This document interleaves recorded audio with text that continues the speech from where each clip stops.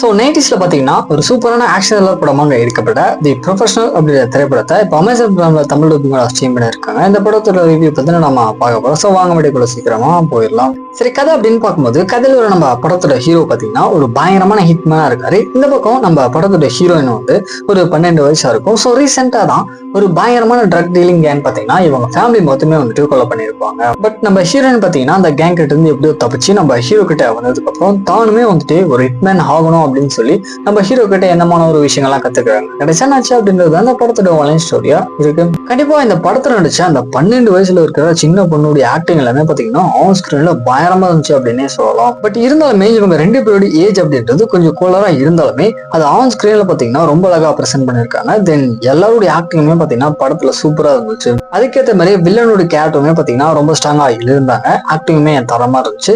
தென் படத்துல அங்கங்க வரக்கூடிய ஆக்ஷன் சீக்வன்ஸுமே பாத்தீங்கன்னா ரொம்ப அருமையா இருந்துச்சு அப்படின்னே சொல்லலாம். ஃபைனலா படத்தோட ஸ்டார்டிங்ல வரக்கூடிய ஆக்ஷன் சீக்வன்ஸ், அதுக்கப்புறம் கிளைமாக்ஸ்ல ஒட்டி வர இந்த 2 ஆக்ஷன் சீக்வன்ஸுமே பாத்தீங்கன்னா தரமா இருந்துச்சு. ஸோ கண்டிப்பா இந்த படத்தை ட்ரை பண்ணி பாருங்க. இப்போ அமேசான் பிரைம்ல தமிழ் டப்பிங் ஸ்ட்ரீம் பண்ணியிருக்காங்க. ஸோ பாக்குறது அப்படின்னா கொஞ்சம் தனியா மட்டுமே பாருங்க.